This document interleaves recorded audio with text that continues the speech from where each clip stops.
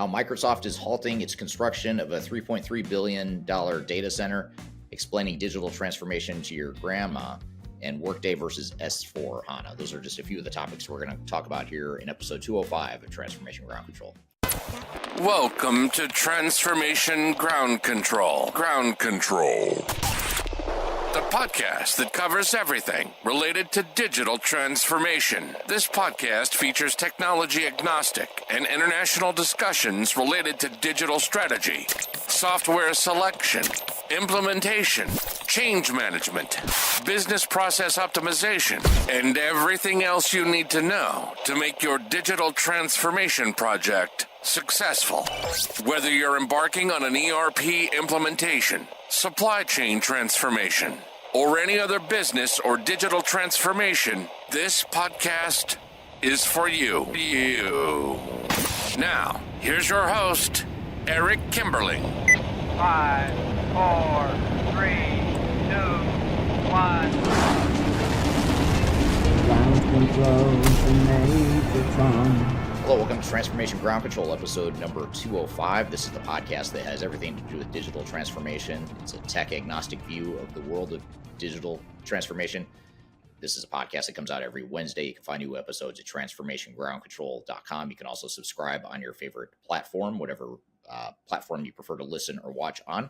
My name is Eric Kimberling. I'm the CEO of Third Stage Consulting, and we're an independent consulting firm that helps clients through the world with their digital transformation journeys. And joining me, as always, is our co-host, Darian Chwialkowski. Darian, thanks for being here again today. Yeah, thank you for having me. Absolutely. A great show planned here today. We're excited for the audience involvement as well. Got a lot of topics we're going to cover today. We're going to start off with some social media questions we've received. We'll get to those answers here in a moment, just answering some social media questions. And then we are going to also get into some newsworthy topics. One in particular is building on a topic we covered last week. We talked about how Microsoft is investing heavily in a new data center for its AI efforts, its open AI efforts. And now we're going to talk about how they are now cutting back on that investment that we just talked about recently.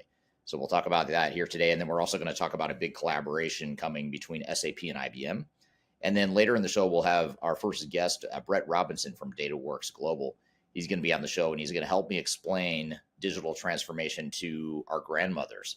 So we're going to try and simplify the concept of digital transformation and talk about what it means and take some of these really complex topics that we typically talk about in this podcast. And we're going to try and simplify it in a way that a grandmother could understand, a grandparent, or any other layperson for that matter, someone who's not in our space. I don't know about you, Darian, but people ask me all the time, what exactly do you do? What does digital transformation mean? What does technology consulting mean?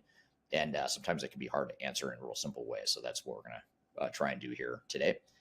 And then later in the show, after that interview, we'll talk about a comparison between Workday and SAP S4HANA and how to determine which of those two ERP systems is right for you, assuming one of them is right for you, by the way. There's obviously a lot more options out there than just SAP or Workday, but that is a common comparison that a lot of organizations make. So we're going to sort of talk about the differences between those two. But before we get to all this stuff we have coming up on the show, let's start off with some social media questions we have received, Darian. Yeah, this first one is about Workday. So it is Workday even an ERP system? Does it meet the basic tenets to qualify it to be referred to as an ERP system? Yes, we get that question all the time. And I think for the ERP purists out there, and I know there are probably several listening right now, I would say you're technically correct. Workday is technically not a complete ERP system, although I will say it's becoming more and more of a real full-blown ERP system. One is through its own organic expansion of capabilities. You know, it started off as a HR technology, and then they've added financials to the mix. Now they do some inventory management. It's still not going to be a good fit for a big manufacturing company, a complex manufacturing company, or a big complex supply chain. But for a back office function that covers finance, accounting, HR, maybe some basic inventory management, Workday can be a good option. And by the way, Workday also now partners or has a joint venture with Salesforce and the whole Force platform. So now if you want to round out the capabilities of Workday, you can do that through its joint venture partnership with Salesforce, which is not just a CRM system. It's a whole platform of third-party applications built on the Salesforce platform. So that could be a way to get you closer to a full-blown ERP. But I think in this space, though, honestly, I think it's less important to focus on, well, is that really ERP or is that some other category? Honestly, the categorization of technology doesn't really matter. It's just a matter of, does that technology do what you need it to do? And if it doesn't, is there a better fit out there? And or is there another technology that you could deploy in parallel in conjunction with that one to make it more of a complete ERP system? Yeah, absolutely. And I know we'll get more into Workday versus S/4HANA later, but I want to ask the second question here. It's, we can transform technology, but the end user transformation is the biggest challenge. How do you mitigate this? Yeah, I totally agree. First of all, end user transformation is it's sort of the connector between what technology could do and the way things are today in your organization. It's the user adoption that connects the dots between the two. Just putting the technology in place doesn't really do you any good. It gives you an opportunity to connect the dots, but if there's nothing connected there in terms of technology and user adoption, then you've just wasted a ton of money on the technology. So I think the user adoption is arguably even more important than the technology. And I think, if assuming organizations have limited time, limited budget, limited resources, which most organizations do, then you've got to be thinking about how do we maybe divert more attention to the user adoption, even if it means we have to scale back some of the technology. Because if you scale back some of the technology, invest more heavily in user adoption, and you do that really well, you're probably going to get a lot more business value out of that scenario than if you invest a ton of money in technology, but not enough in your user adoption. Then you're just going to end up with a bunch of shelfware that doesn't work for your business. Yeah, absolutely. Well, we had some great questions today, but I'm really eager actually to get into this first article of the day. It kind of plays on, if you guys listened to the episode last week, one of the articles about how Microsoft was or is investing $80 billion in AI enablement data centers. But then recently they came out with another announcement saying that they were actually pausing one of the data centers they were developing. So Microsoft, yes, has temporarily paused the construction of a $3.3 billion data center in Mount Pleasant, Wisconsin. The company is reassessing the project's scope and design in light of recent technology advancements. This process, they said, could take up to several months, and they wouldn't continue construction until they have everything finalized. So this data center was reportedly intended to support OpenAI's development of advanced AI technologies, including the cutting-edge supercomputer. This pause comes amid reports that OpenAI has been seeking to renegotiate its deal with Microsoft for increased computing power at a lower cost. Additionally, some of Microsoft's executives have expressed concerns about the company's dependence on OpenAI for AI technology. So those are some reasons behind it, but I kind of want to get your take on this, Eric. What do you think Microsoft's decision, or what made them make this decision to, pause the data center project? What do you think this indicates about their strategy? I don't know. I think it's really interesting because it just, it's sort of like back-to-back news flashes, that are pretty dramatically different. So I honestly don't know what it means. I mean, do they outline any of that in the article of sort of the rationale? You mentioned potential overdependency on OpenAI. Is there something else behind it besides that? Well, from the articles I read, I think a part of it definitely was from OpenAI seeking to renegotiate the deal with Microsoft at a lower cost. So I'm sure they're probably trying to work through what that actually looks like before maybe spending all of this money for OpenAI. Yeah, makes sense. And knowing what that future holds and what the full potential of the partnership is, I guess that could be a big part of it. Yeah, absolutely. With this, how might reassessing the project's scope and design affect Microsoft's ability to compete in the AI market? Yeah, I mean, I think they've got to figure this out pretty quick, because I think that Microsoft has a advantage in that relationship now with OpenAI. If for some reason that becomes splintered or severed, that relationship, then it sort of changes Microsoft's role potentially in the artificial intelligence arms race that we seem to be in right now. So be curious to see where it goes. I don't know what the other option would be or what other options Microsoft might have, but or unless they just want more control, I guess that could be part of it. Maybe they want to create their own AI model where they've got more control. I don't know. I'm not sure what their long-term thinking is or what their long-term options are that they're considering. Yeah, it's definitely interesting because you think of their competitors like Google, AWS, and Meta that could definitely, leverage this pause and take advantage of whatever they're pausing and why they're pausing. And like you said, kind of take over in the AI space or race right Yeah, now. yeah, yeah. Definitely be curious to see how that unfolds. Who knows? By the time we do next week's podcast, there might be new breaking news as it relates to Yeah, Red. So we'll keep an eye on it and see what happens. exactly. They might restart it again and we'll have Yeah, to exactly. let everybody know. So I don't know. It's really interesting. Like we said, we talked about it last week and then this week, a completely different story. But in the article, they did say that they wanted to, continue with their plan of investing 80 billion in data centers. But what do you think about their timeline and how, this pause could definitely, if you're taking months off, how could that influence that $80 billion getting spent in 2025? Yeah, I mean, it's things are moving so fast in the space that any sort of speed bump or pivot that an organization makes, which anyone's going to have to at times make pivots and adjustments and change direction, change course, or whatever. That happens, of course, but the reality is when it does happen, as fast as things are changing in the world of AI, it could set you back. I mean, just one little stumble or one little delay could set you back, especially with so much money getting poured into AI right now and so much acceleration in the advancement and the adoption of AI right now. It's sort of like everyone's trying to race to have that lead pole position or whatever in the AI space right now. Yeah, absolutely. I agree. Well, something that we'll definitely have to keep our eye on and come back to if there is any more announcements with it. But for now, we'll go on to our next article of the day. And this is a big collaboration that's coming soon between two tech giants, SAP and IBM. They're teaming up to launch a new cloud solution designed for businesses running SAP S/4HANA software on IBM's Power System architecture.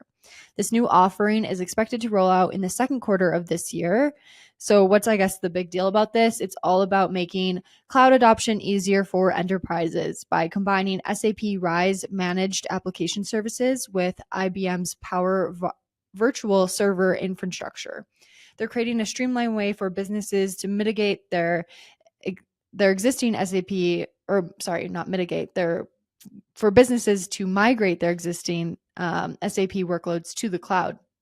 So obviously this gives companies more flexibility and scalability that they need to keep up with changing business demands while also leveraging IBM's reputation for performance and reliability. With this, Eric, what do you think about SAP and IBM aiming to achieve this joint cloud offering?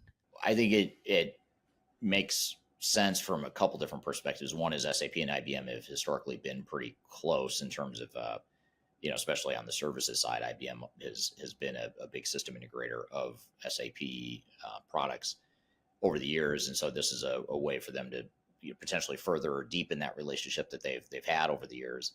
But I also think it also points to like what we talked about in the opening segment with Microsoft and its invest on and off investments in its data centers. It just shows that there's so much money required to scale up to provide cloud offerings and AI offerings to customers that even some big technology companies struggle to do it on their own. And that's why you see so much collaboration. That's why you see the rise of these hyperscalers like AWS and Microsoft Azure and others, where it's these giant tech companies that have the resources to scale. They have an advantage, but even they have trouble, hyperscaling to the speed at which they need to. And so I think that's another indicator of it. The fact that you have SAP and IBM sort of joining forces, when in theory, either one of them could, you would think might be big enough for them to go pursue it on their own. But obviously they're seeing strength in numbers and strength in even more scale than they could accomplish on their own. So I think I think we're going to see this continue for some time now, where you're going to see advantages fall to the really big players that can invest in this sort of scale quickly. Yeah, absolutely. And what challenges do you think companies might face when migrating their SAP workloads to the IBM Power Systems cloud? Well, the biggest one that comes to mind is that now you've got two parties, two vendors responsible for your overall solution. And anytime you have more than one, you start to get the finger pointing, potentially the blame game of, if the SAP software is not working, is it really an SAP issue or is it an issue with IBM's infrastructure or vice versa? I could see that turning into a situation where IBM's blaming SAP and SAP's blaming IBM for any issue a customer might have with, their scaled up cloud solution in the SAP environment. So I think that's probably the biggest one, is just knowing who's accountable for what, and potentially ensuring. I'm not sure how it'll work in terms of like a one throat to choke, or contractually, is it one party you're contracting with? Like, is SAP the party of or the provider of cloud solutions, and they just happen to subcontract or partner with IBM to deliver it, or is the customer responsible for managing both of those relationships? And those are two very different things. I suppose it just depends on how they structure the deals with customers, but that would be a big concern that I would have if I were a CIO or a buyer of an organization looking at this as a possible solution. Yeah, absolutely. And one big question I have with this is, do you think this offering will accelerate cloud adoption for legacy SAP customers that maybe haven't gone to the cloud yet? I don't know, to be honest. I don't think it will materially affect that adoption, because I don't think the issue is whether or not SAP or one of its partners can provide infrastructure and scale to support cloud adoption. Although behind the scenes, that may be a real concern that SAP has, but I don't think most customers we deal with, most clients we deal with, they're not concerned with, can SAP handle the infrastructure to give us a cloud solution? It's more, can the cloud solution meet our needs? And do we have the flexibility we need with the cloud application suite from SAP? Do we have enough flexibility to be able to migrate from, especially for legacy SAP customers that are using ECC or some other legacy SAP system where they were able to heavily customize that technology, now to move from that heavily customized legacy SAP environment to S/4HANA Cloud powered by or fueled by IBM. I think the real issue there is usability, flexibility, functionality, and that's not really anything to do with what IBM's providing here. It has more to do with, can cloud S/4HANA meet the needs of the organization? Yeah, it's definitely a great point. I mean, that's something that we've talked about a lot on here, is that, deadline that's coming in 2027. So pretty soon. And with that, I'm sure they're trying to, get more customers to the cloud, and maybe these partnerships they see will help that. Who really knows what they're thinking, I guess. But Eric, with this partnership, do you think that we'll see more joint offerings like this in the industry going forward? And if so, do you have any predictions for what companies might partner up next? I don't have an answer to your second part of your question. As far as which companies honestly, I'd probably be better off or have better luck just guessing than actually putting thought into it, because I don't think any of us have any real idea who may or may not partner here. I think we'll see a lot of competitors become friendly, and I think there'll be a lot more collaboration. That's the interesting thing about AI right now, is there's so much collaboration between different companies and competitors. So it seems like a pretty limitless set of opportunities. But what was your first question? I remember thinking I could probably answer, but now I forgot what the question was. The first part of just if you see like more joint offerings like this in the industry going forward. So, yeah, but you answered that kind of. Yeah, I didn't mean to, but yeah, the joint offerings I think will continue, because like I was saying before, in the example of the SAP versus IBM, or the SAP IBM relationship, IBM is able to provide scale faster than SAP can on their own. That's why a lot of even big companies are using AWS too, because Amazon Web Services, which is what AWS stands for, they've figured out and cracked the code on how to provide mass scale for companies that need cloud infrastructure. And so, even if you're a bigger software vendor or a bigger IT shop for a non-technology company, why would you build your own infrastructure if you've got someone who can provide it for you effectively and cost efficiently? So I think it's going to continue for a long time. Yeah, absolutely. And one more question about this topic. What do you think will determine whether or not this collaboration is successful?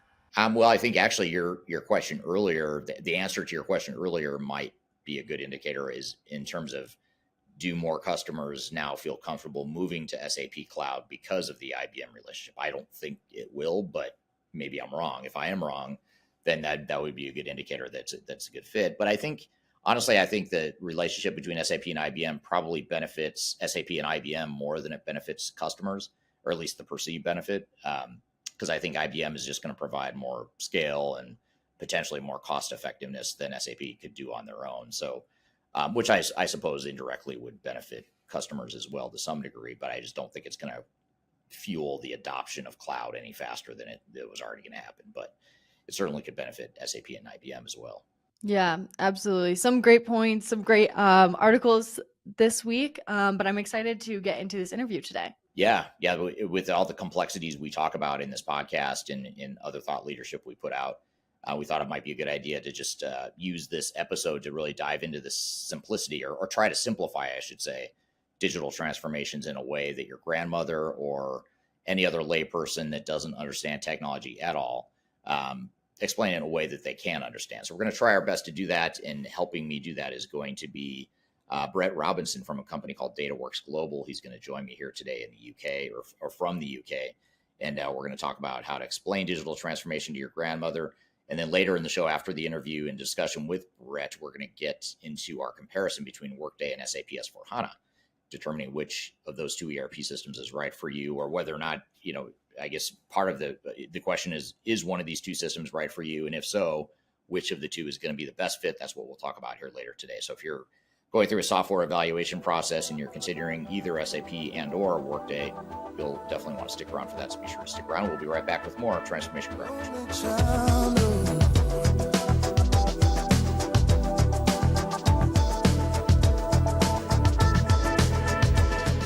If you are involved in any sort of digital transformation or business change initiative, you'll want to download the Digital Transformation Report. With its comprehensive overview of business and technology trends and best practices, this report is a must-have guide for any transformation project or executive team. Download this free report by visiting Third Stage Consulting at thirdstage-consulting.com.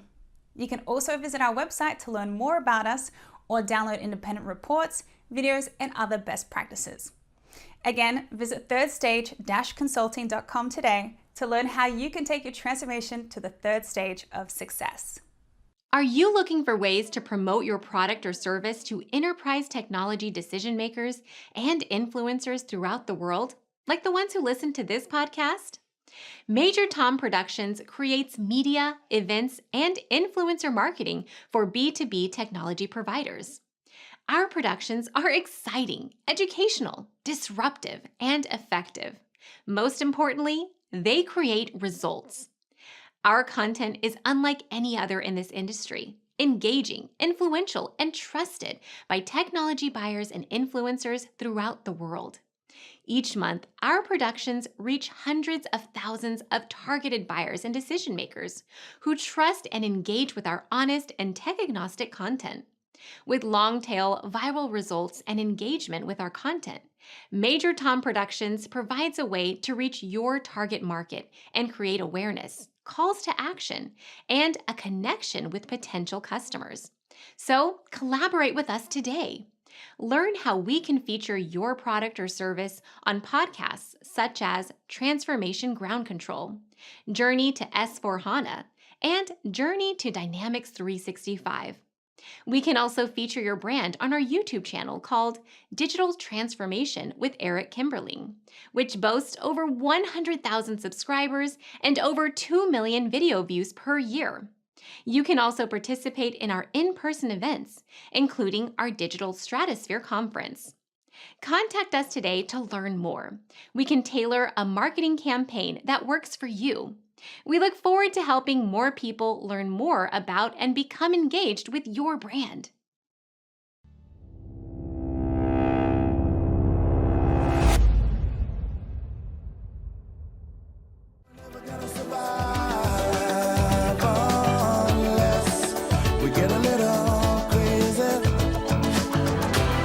Hello, welcome back to Transformation Ground Control, episode number 205. My name is Eric Kimberling. Here at Darian Chwialkowski. You can find new episodes of this show every Wednesday by going to transformationgroundcontrol.com. You can also find past episodes of the show at transformationgroundcontrol.com. The show is sponsored by Third Stage Consulting Group, which is an independent consulting firm that helps clients through their digital transformations. And the show is produced by Major Tom Productions. So thanks for being here today. Excited for our next guest. He's our first-time guest on this show, and it's a first-time topic. It's the first time we've covered this topic, where we're going to talk about how to explain digital transformation to your grandmother, or if you prefer, how to explain digital transformation to a layperson, someone who doesn't understand anything about ERP or digital transformation, anything like that. How do we explain it to them? And not only so we can explain what we do to other people, but more importantly, how do we explain it to ourselves? How can we simplify digital transformation so it's not so daunting and so complex and so overwhelming? And that's exactly what we want to do today. And joining me here to help unpack this topic and understand this topic in more detail is the CEO of a company called Worx Global. Or he's actually technically a senior ERP consultant at Worx Global. And he's going to be here to chat with us. His name is Bret Robinson. And with all that being said, Bret, thanks for being here today. Yeah, thanks for having me, Eric. Yeah, glad to have you here. And first time you and I have had a chance to chat in this sort of format. So thanks for being here. Before we jump in and I start asking you a bunch of questions, tell us a little bit about yourself, how you grew up in this space, as well as Worx Global and what you guys do.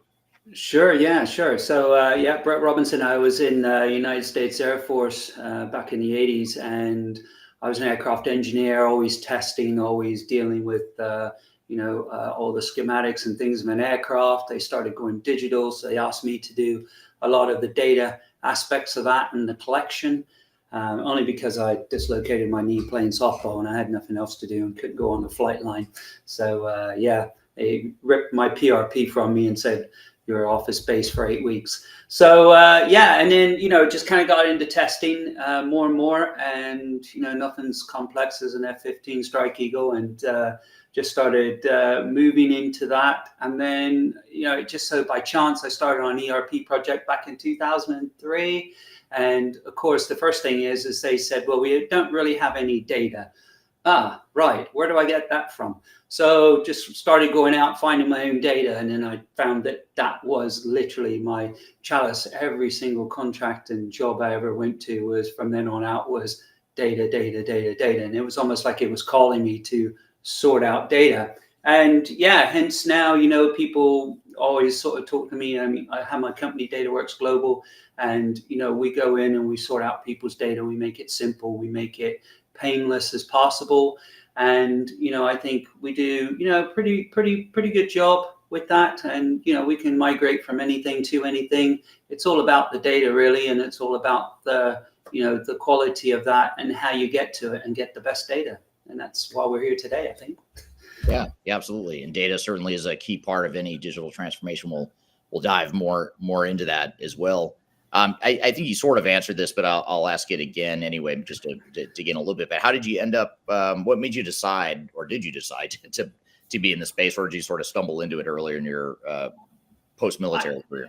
Yeah, I think for me, it was always dealing with third-party SIs. Not all of them are the same. Please don't take me as painting and tarring everyone with the same brush. But most of the SIs I dealt with were just overcomplicating data. That's going to take 6 weeks to get that. I'm just like, look, I'm only wanting suppliers and customers and some products, so I can get started with the SIT testing. I don't need, chapter and verse transactional and all that. I'll make my own, and I think it was then that I just thought, hang on a minute, how long? And then, we need X number of experts. And it was like, this must be costing a fortune. And then before I knew it, I'd sort of looking and thinking, well, data migration tranche 1, which is 30, maybe 40% if you're very lucky, was, took like 5, 6, 7 months. You're like, that should not take that long. I know this data, use the transaction SC16N and H, and, I know my way around SAP data tables and things. I'm thinking there is no way that should take that long, even the connecting of it, right? So, and that's what kind of, I guess that sort of thought me, hang on a second, there must be an opportunity in this space to help people, genuinely help people sort their data out. So I started, answering questions on LinkedIn, free of charge, just what do you got? What's your situation? Let's have a quick call and just say, right, point your data migration team at this, and this, and this, or your test team at this, and this, and you can bring that in, blah, blah, blah. Okay, see you later. And I thought, I should be charging for this really. But I'm still let's just call me up. Let's have a chat and see if I can help. But that's kind of where I got to from there. Right. Just a willingness and want to help make this successful. And not be overcharged. Right. Yeah. Speaking of simple, it sounds so simple, right? Just do a good job. Don't overcharge. So, and I'm going to ask the audience this question first before I ask you, Bret, because I do want to get your take, but I also want to get sort of a knee-jerk reaction from the audience here. And I'd love to hear from the audience your answer to this question that I'll ask Bret here too. But that is, if you had to explain digital transformation to your grandmother, how would you describe it in the simplest terms? And just to back up for a second, the reason we're not picking on the grandmothers of the world here. If you are a grandparent, I don't mean any offense here. What we're trying to do is say, you know what, if we're going to simplify this for someone who's a layperson, who's not in the technology space, who's not a CIO, who's not a consultant, who doesn't do data stuff like you do, Bret, we're trying to figure out what it is that makes, how you sort of simplify the meaning of digital transformation. So I'd love to hear from the audience. If you don't mind, just drop in the chat real simply, how would you simply define what digital transformation is? And love to hear your perspective on that too, Bret. Yeah. So, I mean, I think one of the main things is, you got your C-suite people and they say, yeah, I'll sign a budget. And then you got your people who get to the statement of work and look through and say, oh, data is time and materials. Okay, cool. I guess I'm okay with that. And then, they don't really understand what that means. I think for me, the simplest way, you rely on your SMEs to get that information. But it really generally is, it's your core, it's your lifeblood of your company, your data. And with all this AI now, there's tons more of it, right? So if you're encouraging your staff to use AI and things like that, you're generating lots more data. And of course, as well, people are using these automations with like Make and N88, NAN and stuff like that. And they're maybe hitting your website with loads of, you don't know what's in that. It could be absolute rubbish. Maybe they're testing it. So, it's important that you understand your data, at least some people in your company, some data champions. And then it can be really, really easy. It can just be as simple as, I've got customers, I've got suppliers, I sell these products. Cool. That's 3 blocks. We need all that. We need employees, we'll need some of that as well. And it's just breaking it down and literally looking at that, just bit by bit. It's like, explaining to your grandmother, say it's like a recipe. It's a cake recipe, Grandma. This is the things I need. Here's the ingredients. This is what I need.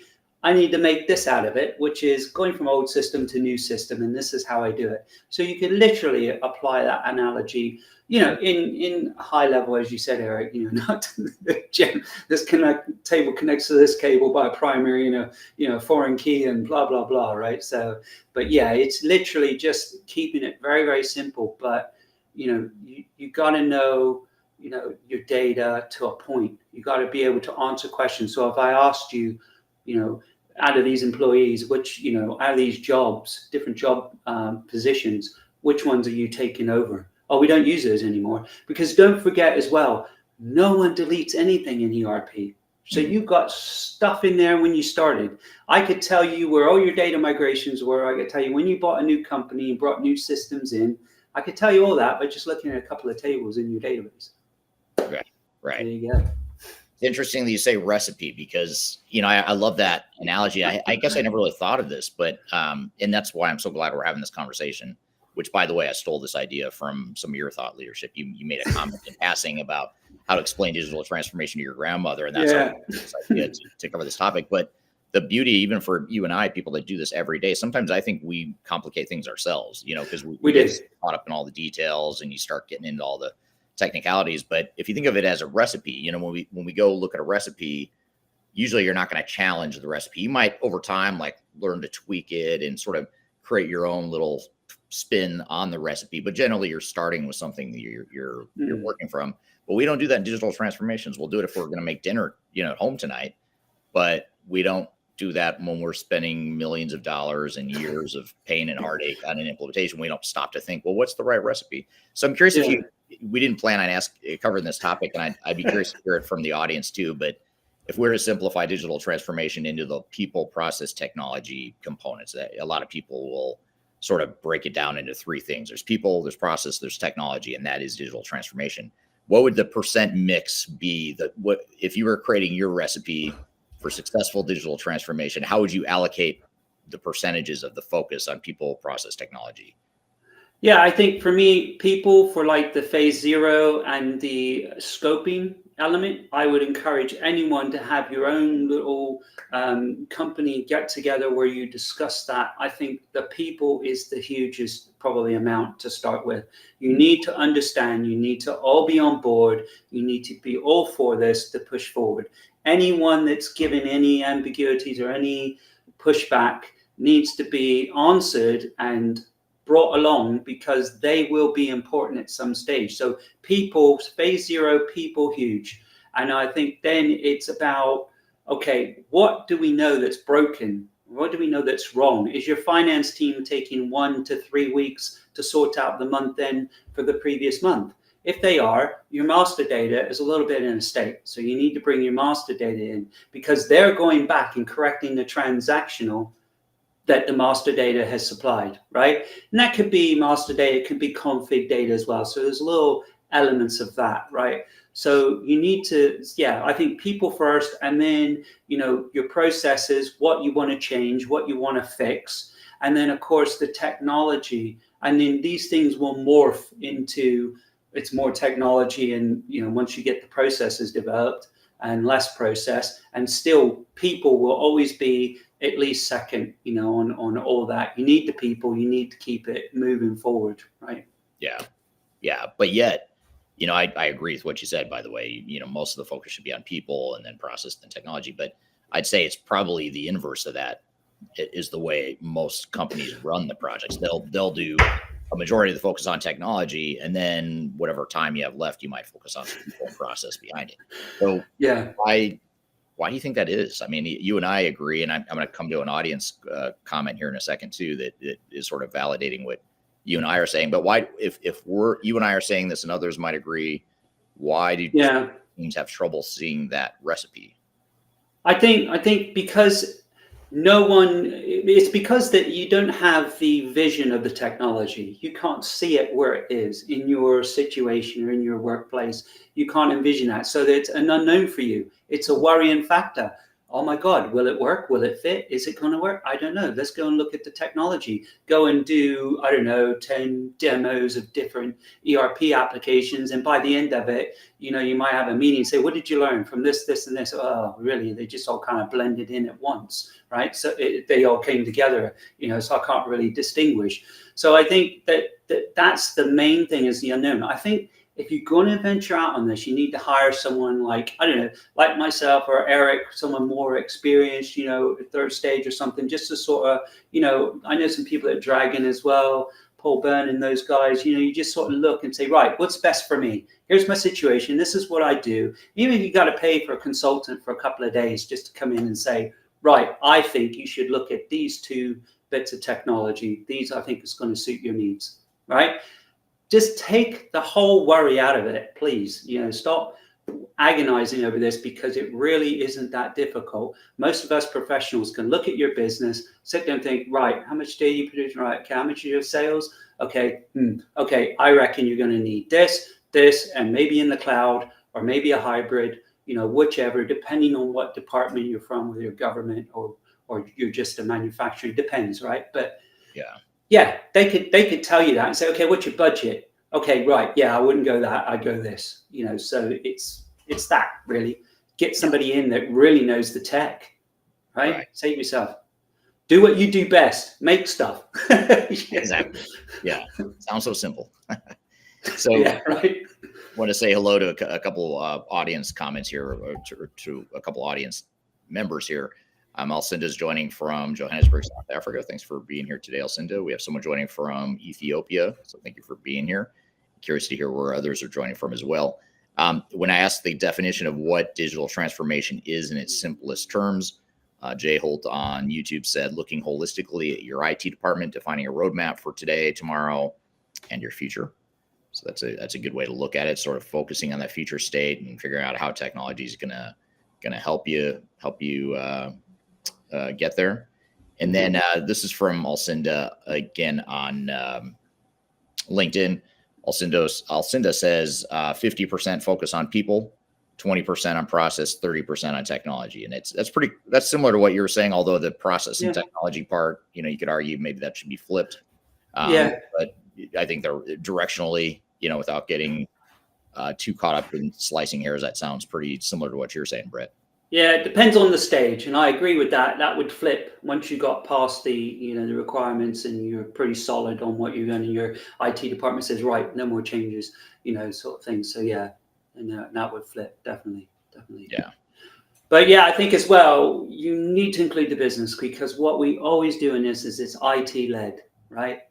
You need to bring the business along. You need to help them understand the places where it might be a bit too IT. So again, that's why you need some couple of professional people who has that view and can talk to the business and explain to them and bring that business unit along with you, right? Because you need that. Don't lose them. Right. Yeah, I want to say hello to James in UK, Julio in Atlanta, Georgia. Here's a follow-up question to what you were just talking about, Bret. This is a really interesting question from Darian on LinkedIn.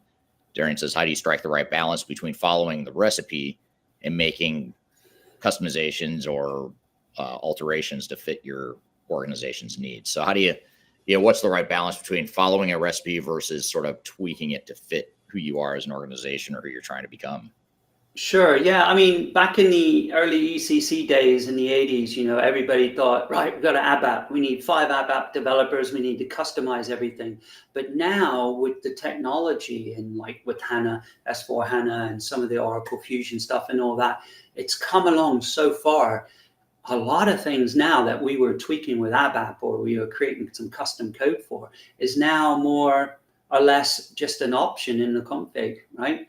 Because I think these companies who've created these, they also go out to the business and find out what's everybody doing in the manufacturing space, what's everybody doing in the aerospace industry, where I came from, so, and they kind of get the best of breed to make their product more fit those scenarios. And I think, you need to, try and keep down the limitation, but moving from the old school to the new one, there are applications that you can actually get that will go and review all of your objects, which is your code, your customizations, and it will tell you, all the changes that you need to make. And then you can sort of have a specialist look at that and say, yeah, that's all config, and, okay, we need to tweak these couple of things here, right? Because we used to hard code, go to C:/ to this server name and here's the files over here, or this is the AL11 directory or whatever, it's all hard coded. We got to try and come away from that, because then it makes us more fluid. So we'll move into the cloud at the moment. If things change in 10 years time, we got to move on premise. Okay. It's a lot easier transition, right? So nowadays, but that's a good question. Good thing to say about that. Yeah, definitely. Yeah. Yeah. Now, the topic here at hand, just for those of you that are just joining, this is explaining digital transformation to your grandmother. And we're trying to simplify digital transformation and talk about digital transformation in its simplest terms. We're trying to boil it down here. And so another question I have for you Bret, is what are some of the most common misconceptions that people have about digital transformations? I think they're thinking that it's just going to be drains up. There's going to be so much upheaval. Everyone's going to be seconded to the project.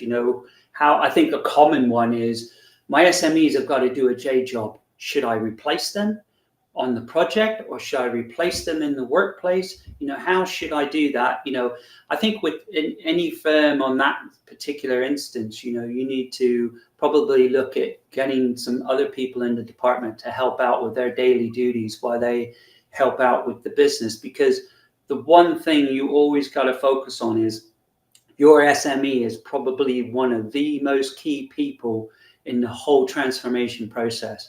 They are the kingpin. And the reason is they know the business, they know the data, they know the requirements, they know what they need. They can then help with the config, and they can help with these customizations. And, why do you use that? Yeah, we use that because we do this and this and this, and then we need to change that. Okay. So those SME people are going to be like pulled from pillar to post. And I think you need to protect them to the point that you need to try and maybe backfill them in the workplace rather than backfill them in the project, because we need those people to understand all those things I mentioned. And that's quite key, for you to have that. Yeah, that makes total sense. Now, what are some of the? I know we talked about the recipe here. The people Right, yeah. process technology, but what are some of the other key ingredients you need to make a transformation successful if we're sort of building out that recipe that we were talking about a little while ago? Yeah, I think obviously, the requirements, and there's requirements, and then there's non-functional, there's functional and non-functional requirements as well. Will I need to do performance testing and load testing and all these other different things, the types of testing. And I think as well is your business analysts. So you'll maybe have business analysts within your company. They're going to show those requirements to the SI when they show up, system integration partner. When they show up, they'll say, yeah, here's our requirements. We got those. And they're going to probably add tons more to it. Hopefully not too much, but yeah, they'll add more to it that kind of fit more in with the solution, because yours is taken more from the business. I think the requirements, the testing types. I think as well, my area is the data. What data do you use? What don't you use if you do know? Where is your data coming from? Do you get things from like FIFO, Trustpilot? Are you a drug company? Do you get outside doctors or an outside service that gives you data on new drugs and things like that? So all these different things, you need to be able to know where your data is and how that works. Because again, in that recipe under data, we might have to slot in a few different elements that we're going to need to bring to that recipe, that it doesn't fit. It's not a one size fits all. You can't take that recipe up in manufacturing and move it over to defense and say, no, it's not the same. So you're going to have to adjust it according to your business model. But again, it all gets back to that senior consultant who can look at your business and think, yeah, don't forget, these senior people, they've done, I've done over 50 programs in this nature in one way or another, right? So, and Eric's probably done quite a few as well. And some of the people I mentioned earlier at Dragon and stuff probably done loads as well, right? So you need to get that professional in to give you that view and help you set up for success. As Kyler, I think, said before to me, the setup for success. Right. Yeah. Those are really important ones. And, it's a good reminder that there's a lot of different things that go into making these projects successful. But at the same time, when you look at what it is that's required to be successful, it doesn't require, an extraordinary amount of intelligence or extraordinary amount of time or money that you don't have necessarily. It's just finding that right mix. I think that's really what we're saying here, is that if you do things smarter and if you follow the right recipe, sort of like when you're cooking. I mean, going back to that metaphor, I mean, if you're cooking and you're not following a recipe, it's probably going to take you a lot longer, and you're probably going to make a mess in the kitchen trying to just figure it out as you go. And that's unfortunately what a lot of organizations do, when they could just be following a recipe that's proven to work for organizations. Yeah. Good. Well, I want to. We've actually taken a pass at creating a sort of a recipe for how to make these projects successful, and I want to just share with you a QR code for the audience here. If you want to download it, we have a book out that we put out that is Lessons from 1,000 Digital Transformations, and we take 20 things. We have a recipe of about 20 things that organizations need to do to be successful in their projects. So I encourage you to download this ebook. You can get it for free on our website. It's called Lessons from 1,000 Digital Transformations. A lot of what we're talking about here today is outlined in the book, and there's stuff in the book that we may not get to here today as well. But just want to encourage you, as a supplementary point of view here, you can download that here, and I'll leave that up for a second. I'll take it away and I'll put it back later too. But while people are scanning that QR code, which you can scan in front of you, and I'll include a link in the description below for those that aren't watching this on video, could you maybe share an example of a company that you've worked with that got digital transformation, maybe and I hate to say in a simple way, because these are never simple, but could you maybe simplify or summarize for us why that company was successful, and tell us what they did different than companies that often fail? Yeah, sure. So so had a client, is a university that I worked with a few years ago, and I think they had IBM or someone in there, And, I just said to them, I said, look, let's look at your data. They had 300 and some odd spreadsheets that was maintaining the student records and courses and everything else. Why it was 300, I always remember that number, 348 spreadsheets. And you're like, that is mental. And they had SAP as well, which is really scary. But so it didn't do this job very well. And it was literally, give us all this data and let's try and find out all of our columns that we're using and why they're important, and go through with each person, say, highlight in red what's your most important columns that you can't live without. And then, and come to find out that almost all of them were the same. And because they talked to each other, but they never really shared spreadsheets and stuff. So it was kind of funny to see that and say, well, you guys are pretty much following the same thing almost, some slight different names and stuff. But to bring them all together is very quick and easy. Brought them into SQL Server and then just started doing some scripts on that and comparing it. And it was much, much simpler because they were just running around like chickens, with the head cut off. And they were like, we don't know how to do this. We don't know what the best place to start. Where do I start? And, and that's what can be overwhelming about data when you first see it, because don't forget as well, you see it on a screen. We see it in linear sort of flat files, right? That we know connect through what's called primary keys and foreign keys, right? So we know that a customer number is a primary key, links to the orders table, primary key, customer number, so it's our foreign key, customer number, and then primary key is the order number, right? So we know that, and we know how to get to that picture very, very quickly to then be able to say, this data is in that shape or this shape or whatever. But and they found that, it much, much quicker because no one from the SI really sat them down and explained to them, this is the way you should approach it. But again, see, getting someone in, a consultant, even if it's for a few days, can open up a whole world of, just make things so much clearer for you, right? Give you a new pair of glasses or give you a new recipe sheet because that one's got spillage all over it and you can't read it now. So, right. Yeah. No, I love it the more we talk about the cooking / even though I'm a terrible cook, by the way. I'm the worst cook in the world. I can almost guarantee that of everyone listening, including yourself, Bret, I'm probably the worst cook. But so I shouldn't be. Maybe that's why I like the metaphor so much, because I don't know what I'm doing in the kitchen. So if I have a recipe, it makes it that much better.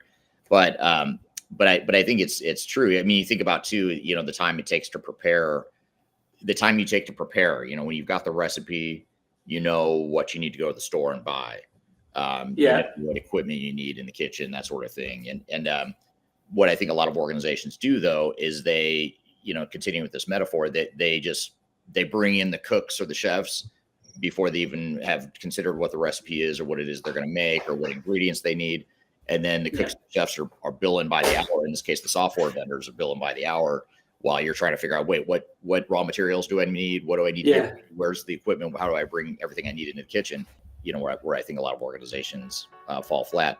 We're here discussing how to explain digital transformation to your grandmother. I'm here with Bret Robinson from Worx Global. We've got a lot more to cover. We'll be right back with more Transformation Ground Control.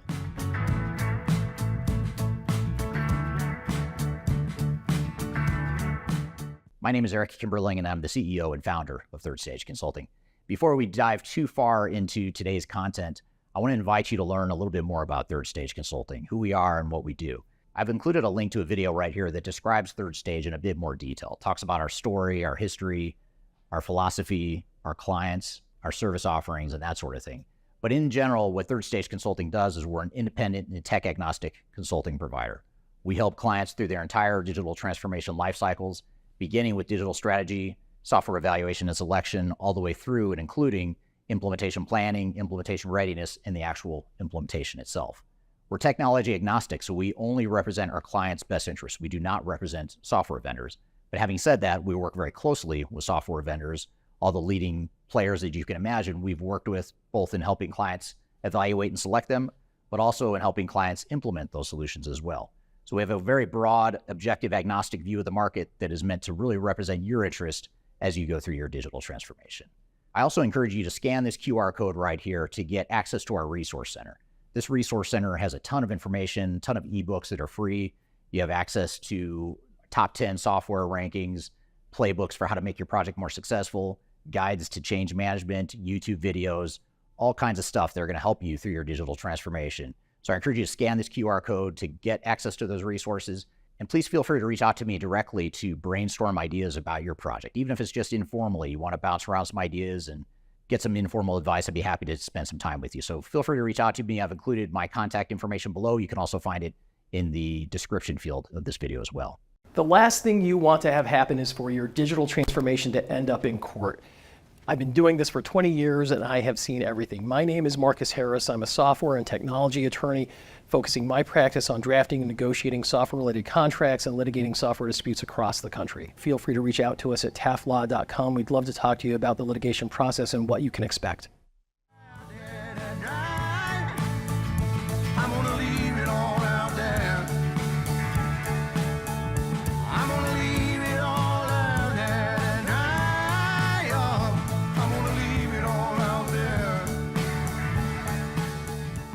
Hello, welcome back to Transformation Ground Control, episode number 205. My name is Eric Kimberly, here with Darian and Chwialkowski. You can find new episodes of the show every Wednesday at transformationgroundcontrol.com. The show is produced by Major Tom Productions, sponsored by Third Stage Consulting, which is an independent consulting firm that helps clients throughout the world with their digital transformations. I'm here with Bret Robinson from DataWorks Global. We're talking about how to explain digital transformation to your grandmother. But you also talked about collaboration here in Afra from LinkedIn has a good comment that the partnership with the business is so important. So, this can't just be an IT-driven project. I mean, you've got to have business involvement. Would you agree with that, Bret? Yeah, definitely. I mean, you need them. Like I said, the SME is probably the most important person in your project next to the budget holder, right? So they're quite important to have them along for the ride, because nothing's going to get... At the end of the day, I've been here many times where you get to the end, signatures, please. Right, are you happy with all the testing and everything that's gone forward? No, I'm not. Why not? Well, because no one explained this and this to me. That's new. It's like, what? Yeah, oh, you mean that? Oh, okay, well, I didn't have it explained to me like that. So you need them every step of the way, because if you lose them at any point, get to that signature and they won't sign it, because they're like, well, no, you haven't proven that to me. Sorry. So you need them every step of the way. Yeah, absolutely. And then it's either Matt or MAAT, I'm not sure which, on YouTube says this is new digital fascism. That's the best explanation for your granny. And I actually love this. I actually made a note here when I saw this come in. I'm actually going to steal this idea, Matt, if you don't mind, or MAAT. This is a great idea for a YouTube video. Digital fascism. It's going to be the... Oh, yeah. Oh, there we go. See what ChatGPT comes up with that. Give me 10 ideas around this concept. Yeah, digital fascism. Yeah. I never heard that term, but I love it. That's great. It's funny, though, but that is something that many grandmothers could probably relate to. Yeah. So when we look at failure, then, why digital transformations fail, why organizations fail when they're implementing technology. Again, this is your grandmother asking the question, why is that? Why is it so hard for organizations to adapt new technology? I think the main thing is, excuse me, because, three things really. They didn't understand the technology, or they didn't understand their full business from a group perspective. And as always, it's all about the data. They didn't understand their data and how that's actually going to work for them. And, you can get every SI under the planet who's done thousands of these transformations, and because you're different, and because they rely, well, not different from what they've done, but because they rely on your signature, you're paying the bill, you got to sign off the milestones, they're going to look to you for a lot.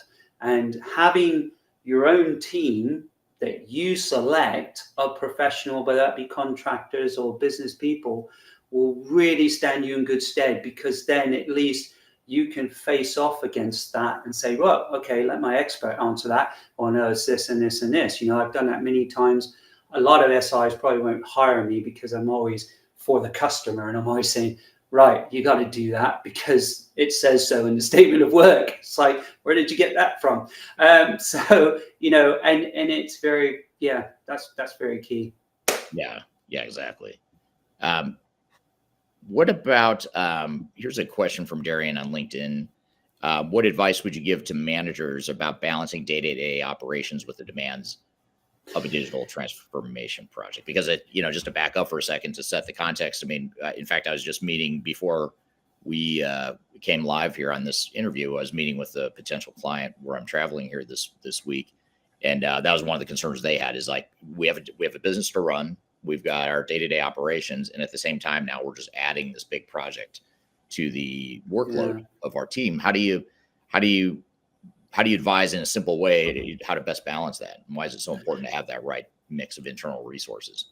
Yeah, I think one of the things is, if you got like a 2 month or a 1 month, 2 month, 3 month window, try and get some ideas down on not only just the requirements that you're going to want to put in, but also as well as where the finance team or the business team have issues with data, where that's, meet with your security team and say, how many composite roles and things do you think we should have? And can you get me a matrix for that?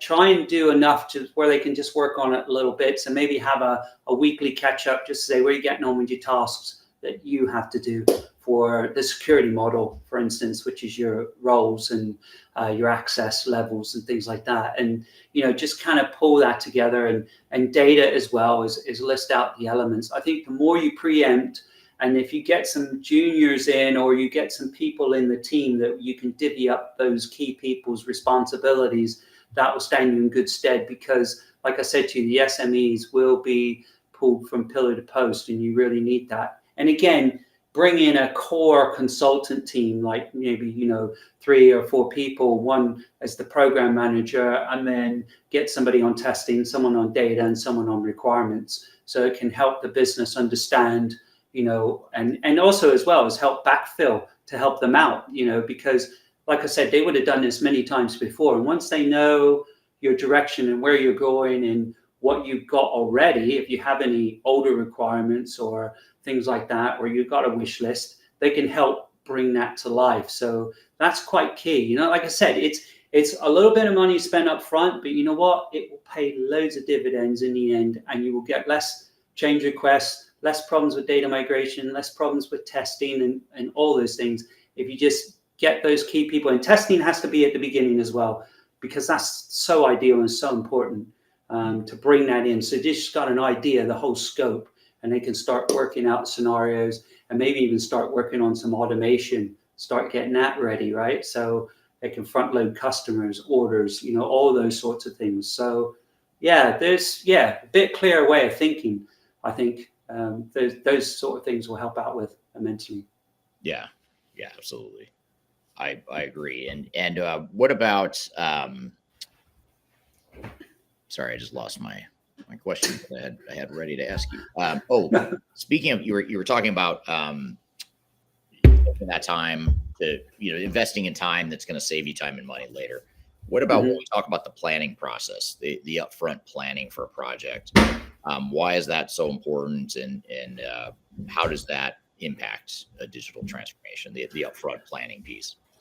Yeah, the upfront planning, you have to know that, okay, so in the 3 months, we're going to do all these things, and here's a list of the things that we need to do and the tasks and things. Day one, when the troops rock up, what do they need? They're going to need some data, because your developers are going to start, configuring, they're going to start putting things together. So they need to know what that data is, because if they don't, and they run against the question, that SME, hey, what do you want for this? What do you want for that? And then somebody else is going to say, hey, we connect with HR. We need you over here to tell us about these things. So you need to sort of get that professional to help you. Okay, this is what's going to happen on day one. Month one's going to be roughly like this. Month two, like this. I mean, I try and get, if we can get, like DataWorks Global, if we come in and we did a pre-clean on your data, sort of thing, I like to try and run the first data migration workbench on like SAP, for instance, S4HANA, within the first couple of weeks. Just say, right, okay, press a button, let's see what falls out, right? What do you got to lose? And just keep testing that. But just kind of get a schedule where it's kind of a little bit loose, but, someone that knows what they're doing, like Eric and myself, we can sort of map out roughly how things are going to pan out and fall roughly within a couple of weeks of where you're going to need things and how you should shape it.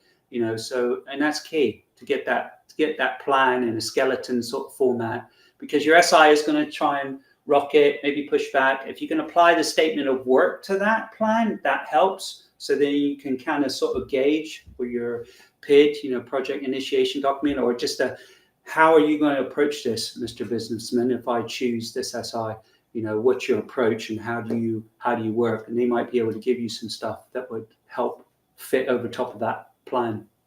Right. Now, what about when we look at not just our own grandmothers, but let's go look to the workplace and look at our coworkers, our colleagues, our superiors, our peers, our subordinates. All these different people throughout the organization are probably less tech savvy than you or I might be, or a lot of the more technical people on the call might be. So what are some of the best ways to simplify the benefits of digital transformation to an employee who's not tech savvy?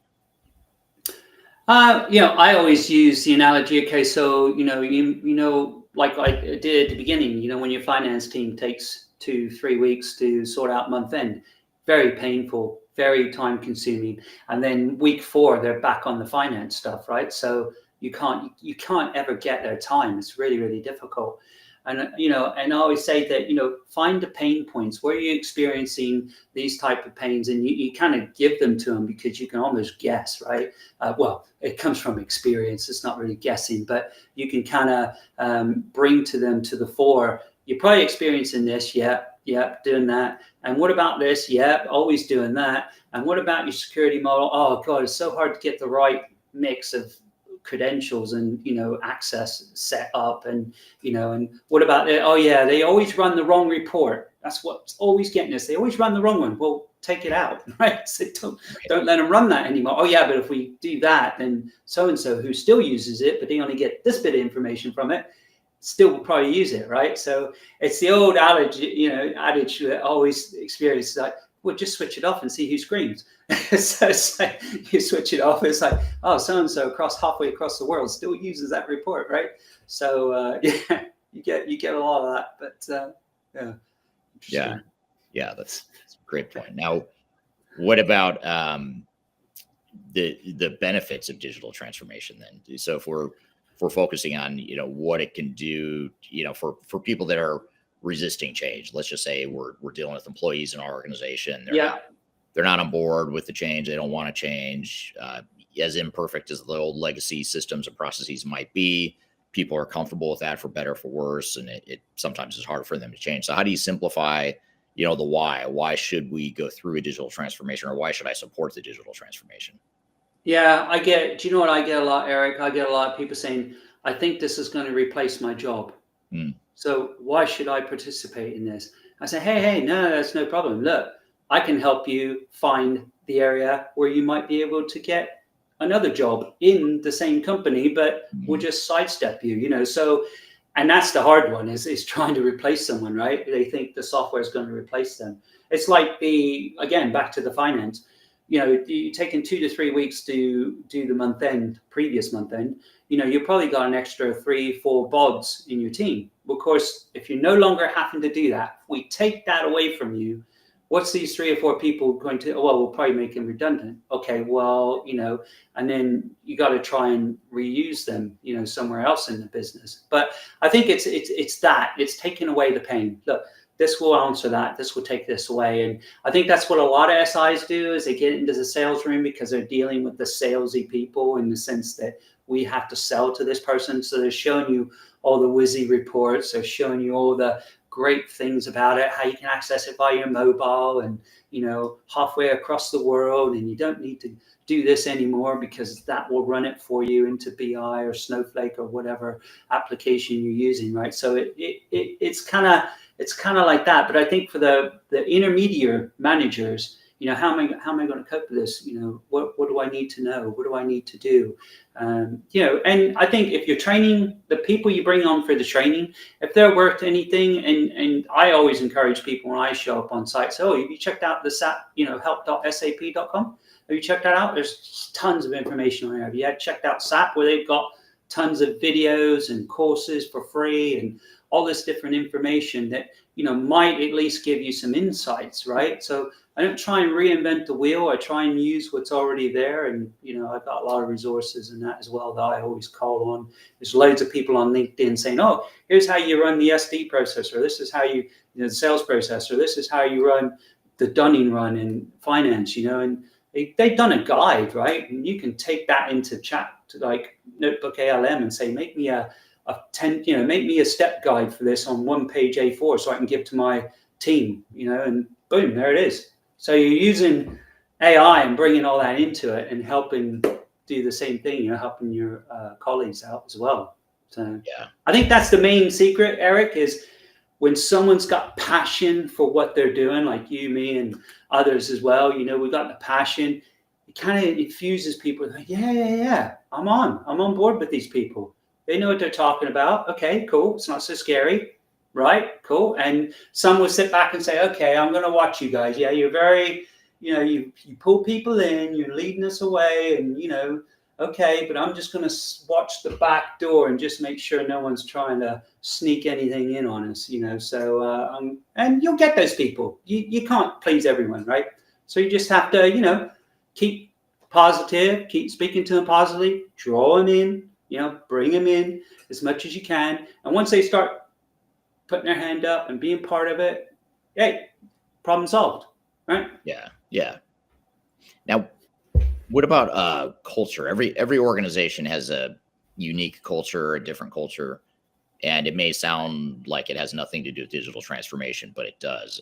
How would you describe or simplify how a company's culture is influenced by or influences digital transformation?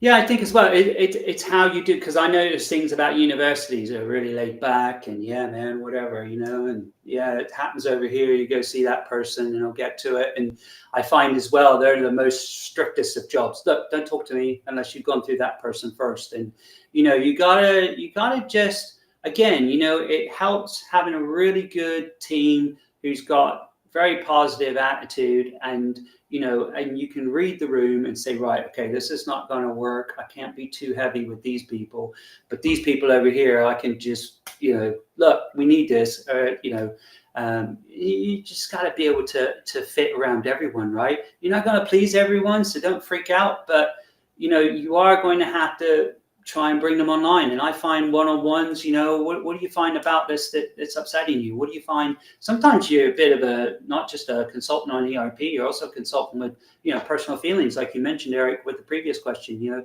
got to try and bring those people along. So you just got to find out look, that just doesn't set well with me. Okay, cool, fine. How do we approach it?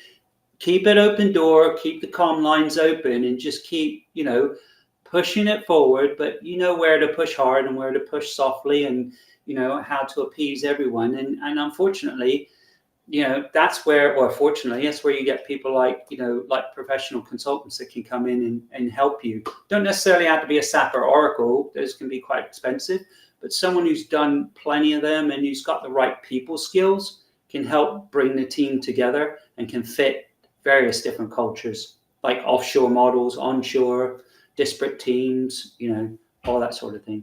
Yeah. Makes sense. Now, what about, this is another question from Darian on LinkedIn. Darian says, how do you gather and prioritize feedback about employee pain points to guide your digital transformation efforts? Yeah, I think a forum, start out. I've seen people sometimes do one online saying, hey, we got an intranet page set up. We're doing a digital transformation, as you guys know about, talked about it for weeks. We'd really like to get your feedback. And again, a consultant, or you can go out and, find various different things online that say, what are some really good questions to ask. I've just done, in the middle of finishing one where someone's asked for like a chatbot, and we programmed the chatbot to ask various questions. That's what we're doing now, and saying, hey, okay, so what part of the business you work in? Finance. Okay, cool. Here's some topics. What do you want to discuss mostly? I want to discuss, time, or I want to discuss, manual extra work we have to do, or, whatever, right? And you get them to start communicating through that AI assistant, who can then start feeding in all these different elements. So you can say, oh yeah, okay, cool. So at least then you kind of know, and you're asking them in the comfort of their own sort of office space, rather than, getting them to put their hand up in a meeting room with 30, 40 people, which a lot of people won't necessarily speak out. But if you give them something like a AI assistant or chatbot or whatever you want to call it nowadays, use that. I'm trying to get more into that and creating those for projects, because I think that's just going to save so much time and effort, and you can implement that at any time, even if you're going to be doing this in a year's time, right? Going through the transformation, at least you've got some knowledge and you've got some experience and you've got some feedback that will really help champion your project, and just ask questions in their terms, right? Their lingo. Right. Yeah, that makes total sense. And I'm going to pull up one more time here. I'm going to pull up the QR code to download our book called Lessons for 1,000 Digital Transformations. It's a pretty quick read. It's meant to be simple. It gives you 20 different things that successful digital transformations and ERP projects do differently than the ones that fail. So I'll leave that up for a second. Scan the QR code. I'll include a link below. But I'm going to ask the audience, and then I'm going to ask you the same sort of capstone closing question here, Bret. And that is, if you were to actually, I'm going to ask you a two-part question. I'll ask the audience too. If you were to pick 3 simple steps that any organization can take to start their digital transformation journey, what would it be? And I'm curious to hear from the audience too. You don't have to give me 3, but just give me 1 or 2. But for you, Bret, I'll ask you for 3.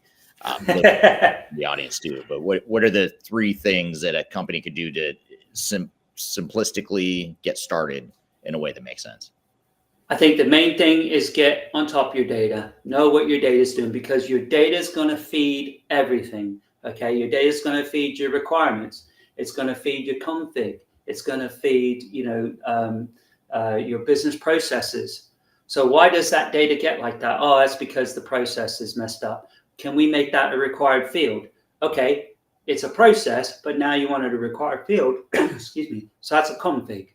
So it's that. So if you can get on top of your data, that's going to answer a huge amount of questions, and it's going to feed your requirements, it's going to feed your business processes, right? And that's key, because you need that.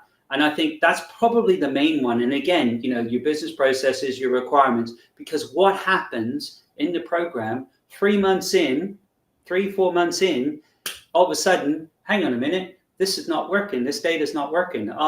Okay, we need to simplify that. Oh, well, okay, that's a change request maybe, potentially, or we need a new field. Right. What's that going to do to this? So then you need everybody feeding in to say, what's the impact of that? Do you have any impact to that CR? We're going to raise that CR. See what I mean? So all of a sudden, then you start getting all these CRs in because you didn't look at your data before you started, because then it just kind of makes more sense to you. And that's kind of the key. The data, your processes, and of course, your culture has to come into it, your people, and knowing that as well, I think. Data, processes, people. Those are the kind of the 3 that you'd summarize as far as the keys to success. Fercho on YouTube agrees, at least on the process definition piece. So Fercho says process definition is the most important. So thanks for that comment there, Fercho. And I agree with you, by the way. I think data, process, people, I think those are 3 really good ones. Now, here's my real capstone closing question for you, Bret. And this is, if you had to sum up digital transformation success in 1 sentence, what would it be? You talked about the 3 things, but if you had to sort of summarize now, you talk about the 3 steps that an organization can do to get started, but how would you sum up digital transformation in 1 sentence? Digital transformation, I think in 1 sentence is getting the right people on board, whether that be internally or externally, is going to pay huge dividends. And those right people externally are going to know about data. They're going to know about the processes and about what's already been configured and your objects and all that. And your business, where do you want to now go? If we could alleviate any pain points, what would they be for your department, right? So that's to me is probably the key one. Yeah, I totally agree with you. I think it's my definition, if I were to put it the same kind of concept into my own words, I'd say, it's the use of process technologies and people to improve your business. So it's part technology. I think the word digital in digital transformation is misleading because it makes you know it's technology, right? It's like, well, sort of it is, but it's really not. I mean, more of the effort should be going into the other stuff, but I think that's the trouble we all have with digital transformation is we think digital in our heads, but really it's people, process, strategy, culture, data. It's all this other stuff that doesn't really have a lot to do with the software or the technology itself. Yeah. Good stuff. So how can people learn more about you, connect with you, learn more about Worx? What's the best way to go about that? Yeah, hit me up on LinkedIn, Bret Robbie, or go to dataworksglobal.com and book a chat. We can book a call and have a chat about your potential situation.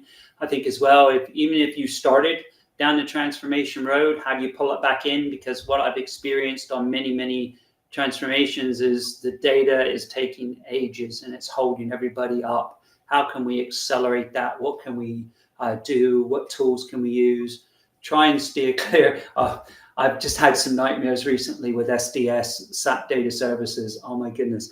So yeah, there's definitely some steep learning curves on some of these tools and some of these things that people just fly off the cuff with. So yeah, just really kind of do some homework. But yeah, reach out to me and ask me, say, oh, this company's telling me this and this and this. What do I need to go back with? Or what should I answer back? Yeah, just hit me up on LinkedIn, connect with me, and I'd be happy to, or Bret at dataworksglobal.com. That's Worx, WORX, global.com.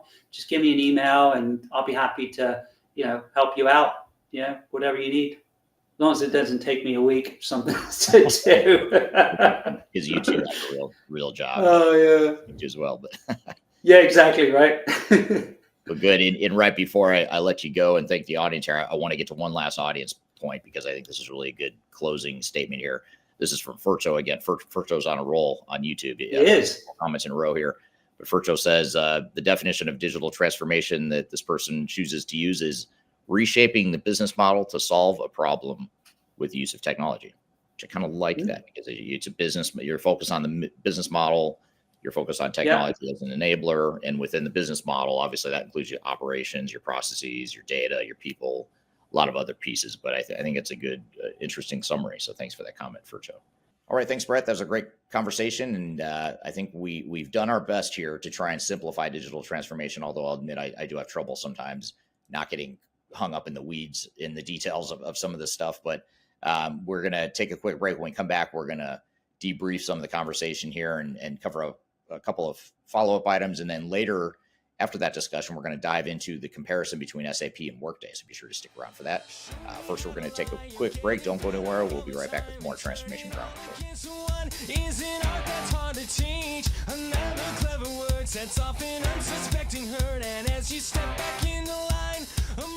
I'm excited to announce the release of our 2025 Digital Transformation Report. It's available now on the Third Stage Consulting website, www.thirdstage-consulting.com. This report gives you an unbiased, technology-agnostic insight to help you optimize your organization's projects for success. Get your copy today using the QR code in front of me or on our website. Are you looking for ways to promote your product or service to enterprise technology decision makers and influencers throughout the world, like the ones who listen to this podcast? Major Tom Productions creates media, events, and influencer marketing for B2B technology providers. Our productions are exciting, educational, disruptive, and effective. Most importantly, they create results. Our content is unlike any other in this industry, engaging, influential, and trusted by technology buyers and influencers throughout the world. Each month, our productions reach hundreds of thousands of targeted buyers and decision makers who trust and engage with our honest and tech-agnostic content. With long-tail viral results and engagement with our content, Major Tom Productions provides a way to reach your target market and create awareness, calls to action, and a connection with potential customers. So collaborate with us today. Learn how we can feature your product or service on podcasts such as Transformation Ground Control, Journey to S/4HANA, and Journey to Dynamics 365. We can also feature your brand on our YouTube channel called Digital Transformation with Eric Kimberling, which boasts over 100,000 subscribers and over 2 million video views per year. You can also participate in our in-person events, including our Digital Stratosphere Conference. Contact us today to learn more. We can tailor a marketing campaign that works for you. We look forward to helping more people learn more about and become engaged with your brand.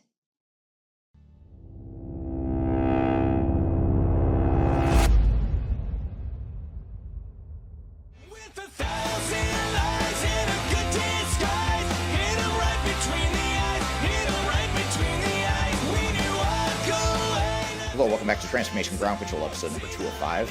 This is Eric Kimberling. I'm here with Darian Chwialkowski. You can find new episodes of this show every Wednesday at transformationgroundcontrol.com. The show is sponsored by Third Stage Consulting and produced by Major Town Productions. So thanks for being here today. So, Darian, we just had Bret on the show to talk about how to explain digital transformation to your grandmother. What were some of your thoughts and takeaways?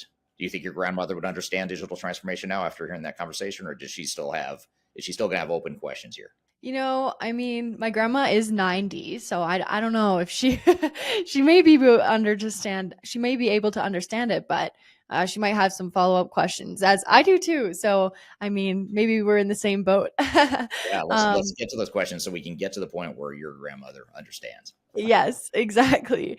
But no, I mean, it was a really interesting conversation. I mean, one thing I found interesting was, how you guys were talking about how SMEs are constantly highlighted as key players in a transformation.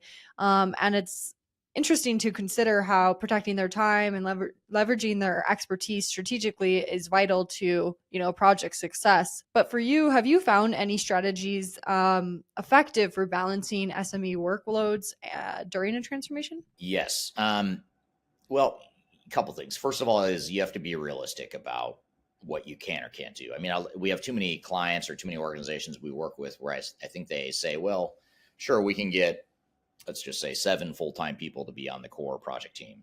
And then it turns into, well, they can't be 100%, but they could be 70%. And then it turns into, well, a couple of them could be 70%, but the rest of them are going to be 30%. And then, you sort of negotiate your way down to where suddenly the internal resources aren't involved and you're outsourcing too much of the project to the SIs and the software vendors and all that stuff. So you've got to be realistic about what you really can and can't do. And it's okay if you can't commit the resource allocation you need. But what you need to do then is revisit your approach and plan, because oftentimes what happens is software vendor comes and says, okay, we can implement this technology in X number of months or X number of years. But the assumption is that you're going to provide X number of full-time resources or whatever it is. And if you can't do that, then you need to be clear about that up front so that instead of it taking, let's just say 18 months, and assuming that you have full-time resources, it may be that if you don't have full-time resources, it doesn't take 18 months, it takes 24 months or whatever it is. And you want to recast the plan that way. And that's really, really important, because the software vendor and the system integrator is probably going to be able to keep up and staff it as heavy as you want, because they make more money if they staff it as heavy as you want. So, but that's not necessarily the right answer or the best answer for your organization. So you want to make sure you get aligned and on the same page with saying, hey, we can't have full-time resources. So that means we need to stretch out the plan. And that means we need to lower our run rate and our spend rate on the project throughout. So starting with realistic expectations, I think, is the big thing. But I think the other thing is management needs to support and plan for this activity to where you have backfill and you have support to help people do their day jobs when they're focused on the project. So in other words, if I'm going to give you, I expect you to do this podcast every week, but now I'm going to ask you to do a big ERP project, something's probably going to have to give. You might have to bring in help to take on this, the podcast or other marketing stuff that you do, so that you can focus on the ERP project. And so we need to find ways to backfill you by bringing in resources to help. So you just have to have a deliberate plan and strategy to do that. So I think that's the other part of it, is making sure you have the support and the commitment from management to provide the resources to support the overall project. Yeah, absolutely. And I want to go back here to, the simplifying or simplicity of what you guys were talking about for digital transformations. And I think this would be something that, as somebody who is in marketing and not necessarily in digital transformations, right? Like I'm not in those conversations that are super technical going through projects. So with this, one thing you guys were talking about is explaining transformation through relatable points. I know you guys use recipes and other things like that, which makes it more tangible and understandable for all employees. So, what are the most effective ways that you have found to communicate benefits of digital transformation to the non-technical team members? I think it's the big part of it is not focusing on the technology, but focusing on the team member and focusing on the hot buttons or the pain points or the struggles that a team member has. So if there's frustration on the employee's part that they have to spend too much time fixing other people's mistakes or searching for data that's hard to find, or dealing with multiple systems, multiple screens, multiple data entry points, you want to focus on those advantages and sort of get to the heart of what's in it for me. When I say what's in it for me, I don't mean me, I mean the employee. What's in it for me, the employee, and speak their language. And most of the employees, by the way, are not speaking the language of technology or technology vendors or software systems. They're speaking the language of order processing or customer service or sales or whatever it is they do day to day. And that's the language you have to speak when you're trying to sell them on the idea of the benefit of digital transformation. So that's one layer, is what's in it for me. But then there's also what's in it for us. What's in it for us as a team, as an overall organization, as a department, as a location, if it's a multi-location company, whatever it is. So you want to speak both layers of the language. What's in it for me? What's in it for us as an overall team? Yeah, I like that. And I know another thing that you guys suggested was, using forms or surveys to collect feedback from these employees on what are those pain points that they are having in this transformation or that they currently have. But how do you prioritize and act on the feedback that you may gather from, let's say, the survey or the form that you're giving them, especially when suggestions are diverse or contradictory? Yeah, and that's okay. I mean, they are going to be diverse and contradictory. The key is to, first of all, recognize that. I mean, the good thing with surveys is you start to see how well aligned or not a team is. And again, I think a lot of times we want to jump to a conclusion that that's bad. If you're not aligned, that's bad. That's just normal. I don't think it's good or bad. It's just normal for an organization not to be 100% aligned. So the key isn't getting hung up on whether or not we're aligned. It's more, how do we get aligned? So if you have diverse opinions and you're getting conflicting opinions, it really comes back to, oftentimes management leadership has to make decisions around what the right path is or what the chosen path is going to be, because it can't be unanimous vote, because we're never going to get to a consensus unanimously. It may not even be a majority vote. It may be that the executives want to take the company or need to take the company a different direction than what the employees think. And not that you don't want to ask the employees, but you might, you might take from employees more of a focus on the things that support the direction of the company.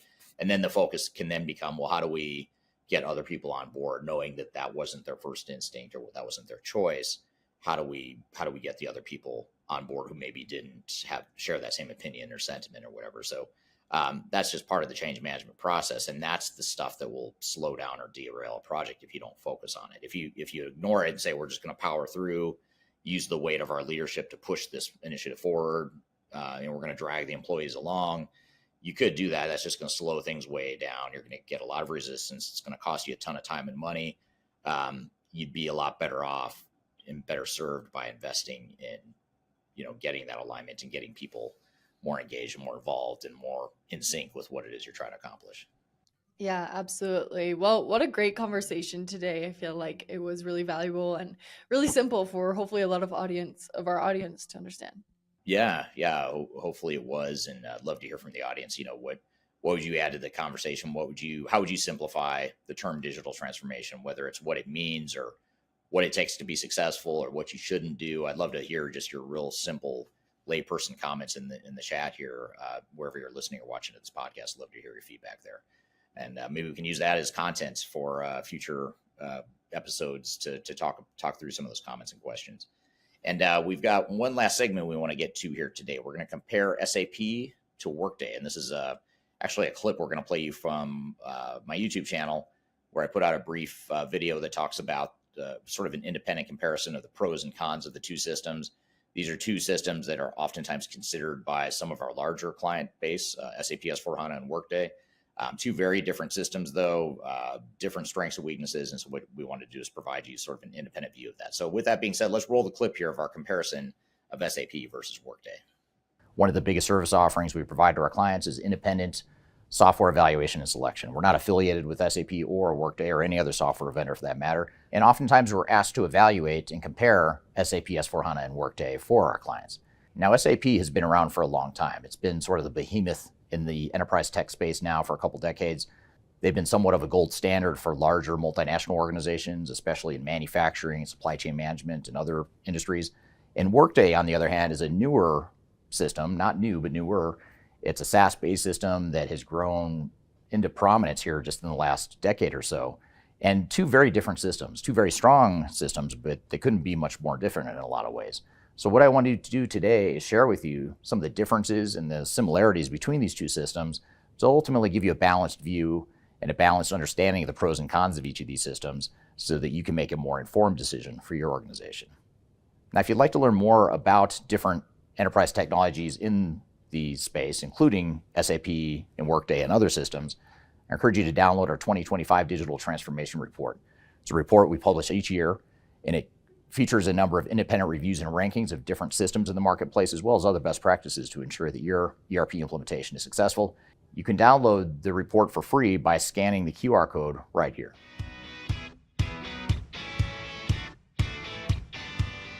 Let's start with a functional comparison of SAP S/4HANA versus Workday. Starting with S/4HANA. S/4HANA is an end-to-end ERP system that provides a number of different modules that really provide a complete ERP solution for organizations throughout the world.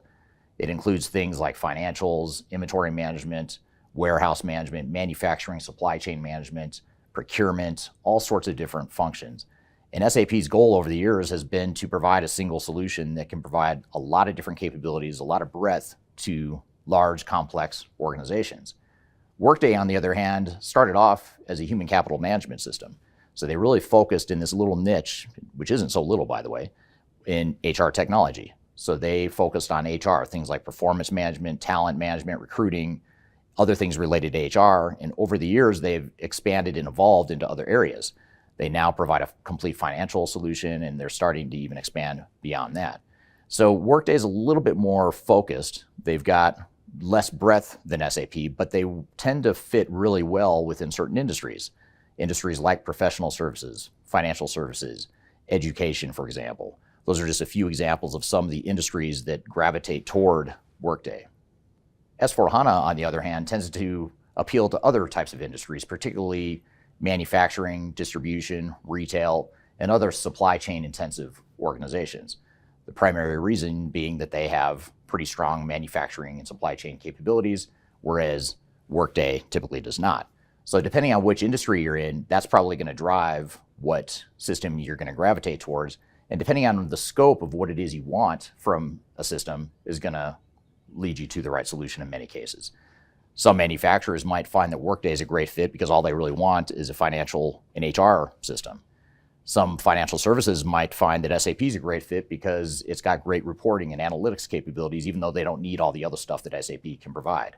So it really depends on what you're looking for and what the scope is of your overall implementation. But in general, they're very different in terms of functionality. And in general, they're going to provide different strengths and weaknesses for your organization.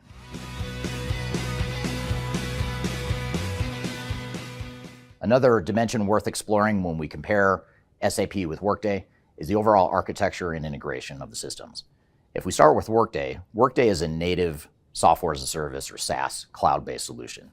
In other words, the system was built in the cloud, it was built as a SaaS solution, and every dollar of R&D that the company has put into the solution is still in effect today. S/4HANA, on the other hand, is sort of a rewrite of old SAP technology that was on-prem. So in many cases, there was a lot of R&D dollars that were spent on the on-prem solutions of SAP like ECC and R3, which are those legacy products. And SAP has spent the last several years migrating that functionality and rewriting it for the cloud. So in many cases, Workday has a leg up on SAP when it comes to architecture because they were built for the cloud from the start. Now, on the other hand, SAP provides more flexible deployment options. In other words, they provide not only a cloud solution, but they also will still provide on-prem, and they also provide a hybrid solution. So for a lot of organizations, that makes more sense because they actually want something other than just a pure cloud or SaaS-based solution, and that's oftentimes what gravitates them towards SAP. Now, keep in mind, a lot of organizations that implement S/4HANA are larger organizations. They're very complex. They've got regulatory requirements. They've got legacy systems that have to remain in place. So they need that sort of flexibility in many cases, and that's what appeals to them about S/4HANA. But for some financial services companies and companies that are just looking at HR and financial technologies, Workday makes more sense because they've got this cloud-based SaaS architecture that is a bit more mature in many cases than S/4HANA's. Now, one thing that's a bit of a wash between these two systems is integration. When you think about how do we integrate to third-party systems, which is better, it's really hard to say because on one hand, Workday you would think might be a little bit more complex because you know you're going to have to integrate with other systems if you're going to look outside the realm of financials and HR. But same with S/4HANA. S/4HANA can be very complex to integrate even within its own modules, and SAP owns other third-party systems that it tries to integrate with S/4HANA. So there's, for example, a procurement system called Ariba, an HR system called SuccessFactors, a time and expense reporting system called Concur. SAP owns all these systems, but they still require integration to the core S/4HANA product. So with all that being said, it's a bit of a wash. You're going to have to do quite a bit of integration, regardless of which system you look at. The only exception would be is if you know you're only going to look at financials and HR, Workday, you may not have to do as much integration, but on the flip side, S/4HANA, you're probably going to have to do a certain amount of integration simply because the product is so broad and so complex.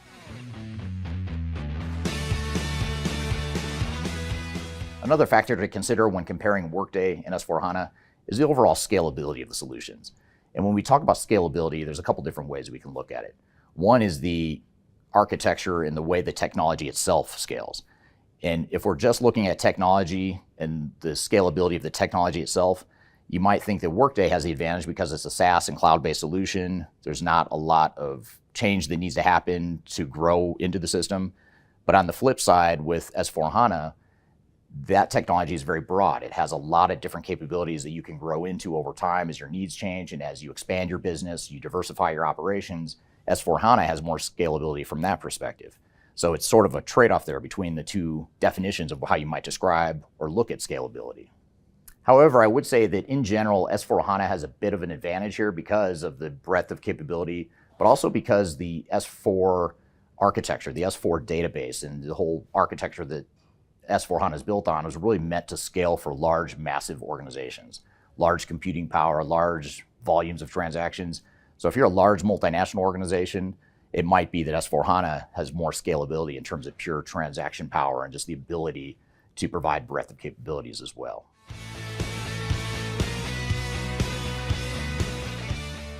When we're comparing S/4HANA to Workday, we also have to look at cost and risk. How much does it cost and how risky is it going to be for us to deploy one of these two solutions? And in general, I would say that S/4HANA is going to be the more complex and the more risky solution. Reason being that it's a large, robust, diverse system that can do a lot of different things. It can be heavily customized. It can be integrated to other systems. SAP provides third-party systems that can bolt on to S/4HANA. And with that comes a lot of complexity. Now, don't get me wrong, it also comes with a lot of potential business value too. There's a lot of potential ROI from doing that. But in general, that's going to be a little bit more risky than if you were to go with something like a Workday. The reason Workday is often perceived to be less complex and less risky is because it's cloud-based. You can't do as much customization, even if you wanted to, with Workday as you can with S/4HANA. And the system itself is fairly narrow or relatively narrow in its capabilities. It only does a handful of things compared to S/4HANA, which can do a lot of different things. So in terms of cost and risk, I'd say that S/4HANA is probably at a disadvantage, but it may be that it's worth taking on that cost and risk if you believe the ROI is there, and if you feel as though you can manage those risks and mitigate those risks effectively, which puts more pressure on you to make sure that you have effective program management. On the flip side, one thing I will point out about Workday from a risk perspective is that change management oftentimes can be difficult because you're forcing the organization to fit into the software more than you might with S/4HANA. Reason being that's cloud-based, it's SaaS-based, and it just doesn't change as easily as you might want it to, which means you have to change your business to fit the technology rather than the other way around. And one other advantage from a cost and risk perspective that Workday actually has is the user interface. The overall usability is generally better than S4HANA. It's a little bit more intuitive. It was built for the cloud. S4HANA is known to be a little bit more complex and trickier to use, although that has changed in recent years with their introduction of Fiori, which is a user interface that's meant to be easier to use than some of the legacy user interfaces they had. But having said that, there's a pretty good trade-off here between the two systems and a balanced set of pros and cons from the perspective of cost and risk.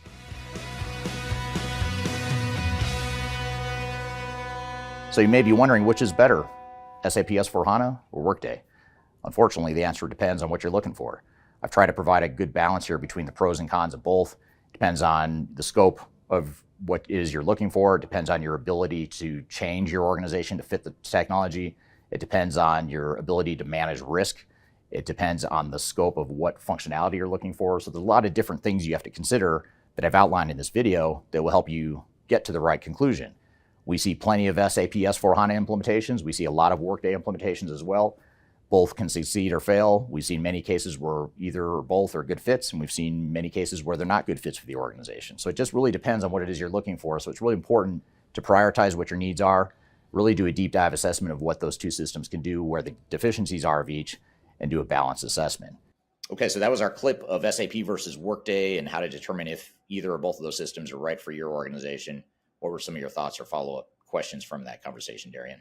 Yeah, I mean, I thought it was a really great comparison. One thing that really stood out to me was when you were talking about, Workday's cloud native approach versus SAP's flexibility with cloud, on-premise, or hybrid. So with that, do you think that cloud native systems like Workday will eventually dominate the ERP space, or will hybrid solutions like SAP's obviously always continue to have a place? That's a great question. I don't know, to be honest. I mean, I think for really targeted systems, and I would argue Workday is a bit more targeted or a lot more targeted than SAP S4HANA. And when I say targeted, I mean they're focused. They're not SAP S4HANA. It's a big, massive system that can do a lot of different things, a lot of different industries, a lot of different functions, and a lot of different country languages and currencies, all kinds of things like that, which can be really good for a diversified, large organization. But it could be so much complexity that it's hard for those bigger, complex companies that might use S4HANA. It's harder for them to move everything to the cloud, largely because you lose a certain amount of flexibility working from the cloud. But when it comes to something like a Workday, especially how Workday started as an HR technology, that's so targeted, and they became a big juggernaut in the ERP space by focusing on HR technology and doing HR technology better than some of the big ERP providers could. And so that was their niche. That was the weakness they saw in the market, and it worked really well. And then over time, they started to add different capabilities like financials, inventory management, whatnot. So I think for those smaller, more targeted instances, it's easier to move to the cloud. But when you start to broaden that and say, we're going to look across the entire enterprise, across all these different functions and locations and industries and things like that, that's where it becomes harder to move to the cloud, because it's not usually there's a certain amount of complexity or uniqueness that's going to fall into that makes it hard to just adapt to whatever the cloud offering might provide. Yeah, absolutely. And the last thing kind of that we're on comparing, whether you're a large organization or a smaller organization, I want to talk about scalability. And I know you talked about this a little bit. So how SAP's architecture, right, is built for massive organizations with heavy transaction volumes, while Workday offers simple or scalable setups for smaller organizations. But with this, how can companies future-proof their ERP investments to ensure scalability as they grow?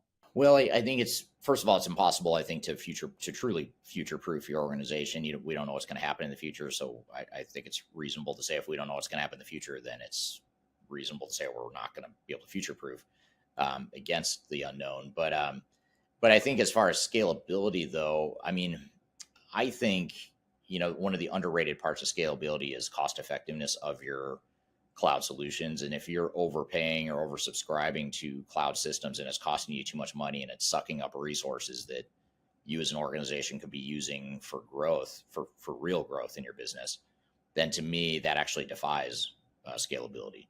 Even though the software itself could provide you quote unquote scalability, if in the process it's sucking up your other resources through time and money and maintenance of the software, that undermines that scalability. So I think you have to look at both, not just what can the software scale in terms of its functionality and capabilities, but can the software scale in terms of its cost effectiveness? And by the way, that cost effectiveness might diminish over time, because once you're in the cloud, it's a lot easier for software vendors to add in escalators and kickers to raise the price. So I stand by my comment. I think there'll be a day of reckoning for cloud systems in the near future, in the next few years, where companies are going to start to realize they're overpaying and oversubscribed for some of these technologies, which, to your point, means that they're not getting the scalability that they could or should. But yeah, that definitely makes sense. Well, it was a great video. I always love when we're comparing systems. I feel like the audience really likes it. And I mean, I think it's nice if you're in that process of choosing between two systems to, get some sort of opinion or a head start on what may be better for you. Yeah, absolutely. And if you want to learn more about other systems, whether it's SAP and Workday or other systems that are out there, check out our 2025 Digital Transformation Report. We just released it a couple months ago. It features our top 10 ranking of top 10 ERP systems. It includes a number of other independent reviews and rankings of technologies and best practices and advice for making your digital transformation successful, trends in the industry, other benchmarks and metrics. So be sure to check that out. You can go to the links in the description below, in the description field, or in the show notes below, wherever you're listening or watching to this podcast. Click on that link. You can download it for free on our website. So be sure to check that out. It's the 2025 Digital Transformation Report from Third Stage Consulting, and it's packed full of good stuff. So be sure to check that out. So thank you for another great episode, Darian. Thanks to the audience for being here today. Again, the show is produced by Major Tom Productions, sponsored by Third Stage Consulting. You can find new episodes every Wednesday, as well as past episodes of this podcast, by going to transformationgroundcontrol.com. So hope you all have a great week. We'll look forward to seeing you next week on this podcast. Have a great week in the meantime, and we'll see you soon.